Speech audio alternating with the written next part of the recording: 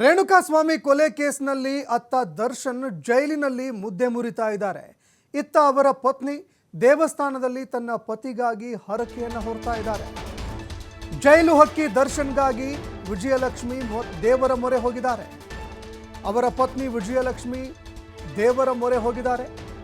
ದಾಸನಿಗಾಗಿ ದೇವಿಯನ್ನ ಪ್ರಾರ್ಥನೆ ಮಾಡಿದ್ದಾರೆ ದರ್ಶನ್ ಅವರ ಪತ್ನಿ. ಬಂಡಿ ಮಹಾಕಾಳಿ ದೇವಿಗೆ ನಮಿಸಿದ್ದಾರೆ ವಿಜಯಲಕ್ಷ್ಮಿ. ಬಂಡಿ ಮಹಾಕಾಳಿ ದೇವಸ್ಥಾನಕ್ಕೆ ಭೇಟಿ ಕೊಟ್ಟಿದ್ರು ದರ್ಶನ್. ಬಂಡಿ ಮಹಾಕಾಳಿ ದೇವಸ್ಥಾನದಲ್ಲಿ ವಿಜಯಲಕ್ಷ್ಮಿ ಅವರು ವಿಶೇಷ ಪೂಜೆಯನ್ನ ನೆರವೇರಿಸಿದ್ದಾರೆ. ಇನ್ನು ಅರೆಸ್ಟ್ ಆಗುವ 2 ದಿನಕ್ಕೂ ಮೊದಲು ದೃಷ್ಟಿಯನ್ನ ಕೂಡ ತೆಗೆಸಿಕೊಂಡಿದ್ರು ದರ್ಶನ್.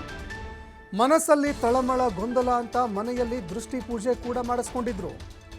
ಈಗ ದರ್ಶನ್ ಆರೋಪ ಮುಕ್ತರಾಗಲಿ ಅಂತ ವಿಜಯಲಕ್ಷ್ಮಿ ಪೂಜೆ ಪುನಸ್ಕಾರ ಮಾಡ್ತಾ ದೇವರ ಮೊರೆ ಹೋಗಿದ್ದಾರೆ.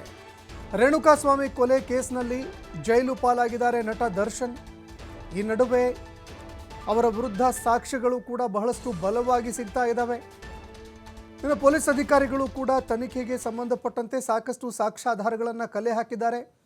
ಈ ನಡುವೆ ಚಾರ್ಜ್ ಶೀಟ್ ಸಲ್ಲಿಕೆ ಆಗೋವರೆಗೂ ಕೂಡ ಬೇಲ್ಗೆ ಅಪ್ಲೈ ಮಾಡೋದಕ್ಕೂ ಅವರು ಮುಂದಾಗ್ತಾ ಇಲ್ಲ. ಚಾರ್ಜ್ ಶೀಟ್ ಸಲ್ಲಿಕೆ ಆದ ಬಳಿಕ ಬೇಲ್ಗೆ ಅರ್ಜಿಯನ್ನು ಸಲ್ಲಿಕೆ ಮಾಡುವಂತಹ ಸಾಧ್ಯತೆ ಇದೆ. ಈ ನಡುವೆ ದರ್ಶನ್ ಜೈಲಿನಲ್ಲಿ ಕಂಬಿ ಎಣಿಸ್ತಾ ಇದ್ದರೆ ಅವರ ಪತ್ನಿ ದೇವಸ್ಥಾನದಲ್ಲಿ ದೇವರ ಮೊರೆ ಹೋಗಿದ್ದಾರೆ. ಜೈಲು ಹಕ್ಕಿಯಾಗಿರುವಂತಹ ದರ್ಶನ್ಗಾಗಿ ವಿಜಯಲಕ್ಷ್ಮಿ ಇದೀಗ ದೇವರ ಮೊರೆ ಹೋಗಿದ್ದಾರೆ.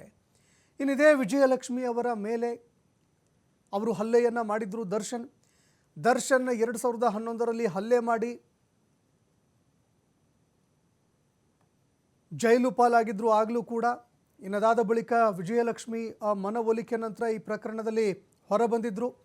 ಇದೀಗ ರೇಣುಕಾಸ್ವಾಮಿ ಕೊಲೆ ಪ್ರಕರಣದಲ್ಲಿ ಜೈಲು ಪಾಲಾಗಿದ್ದಾರೆ.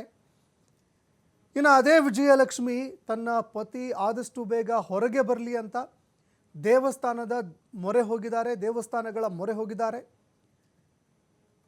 ದಾಸನಿಗಾಗಿ ದೇವಿಯನ್ನ ದರ್ಶನ್ ಅವರ ಪತ್ನಿ ಪ್ರಾರ್ಥನೆ ಮಾಡಿದ್ದಾರೆ. ಬಂಡಿ ಮಹಾಕಾಳಿ ದೇವಿಗೆ ನಮಿಸಿದ್ದಾರೆ ವಿಜಯಲಕ್ಷ್ಮಿ. ಬಂಡಿ ಮಹಾಕಾಳಿ ಮಂದಿರಕ್ಕೆ ಭೇಟಿ ಕೊಟ್ಟಂತಹ ವಿಜಯಲಕ್ಷ್ಮಿ ಮಹಾಕಾಳಿಗೆ ಪೂಜೆಯನ್ನು ಸಮರ್ಪಿಸಿದ್ದಾರೆ. ಇದೇ ಸಂದರ್ಭದಲ್ಲಿ ತಮ್ಮ ಪತಿಯ ಬಿಡುಗಡೆಗಾಗಿ ನಿರಪರಾಧಿಯಾಗಿ ಹೊರಬರಲಿ ಅಂತ ಪೂಜೆ ಸಲ್ಲಿಕೆ ಮಾಡಿದ್ದಾರೆ ಅನ್ನುವಂತಹ ಮಾತುಗಳು ಕೇಳಿಬರ್ತಾ ಇದೆ. ಆದರೆ ಪ್ರಕರಣದಲ್ಲಿ ಈಗಾಗಲೇ ಸಾಕಷ್ಟು ಪ್ರಬಲವಾದಂತಹ ಸಾಕ್ಷ್ಯಾಧಾರಗಳು ಸಿಕ್ಕಿದ್ದಾವೆ. ಹೀಗಾಗಿ ದರ್ಶನ್ ಸಂಕಷ್ಟ ಬಹಳಷ್ಟು ಹೆಚ್ಚಳವಾಗ್ತಾ ಇದೆ. ಮತ್ತೊಂದೆಡೆ ಅವರ ವಕೀಲರು ಯಾರಿದ್ದಾರೆ ಅವರು ಕೂಡ ಬೇಲ್ಗಾಗಿ ಅರ್ಜಿಯನ್ನು ಸಲ್ಲಿಕೆ ಮಾಡ್ತಿಲ್ಲ.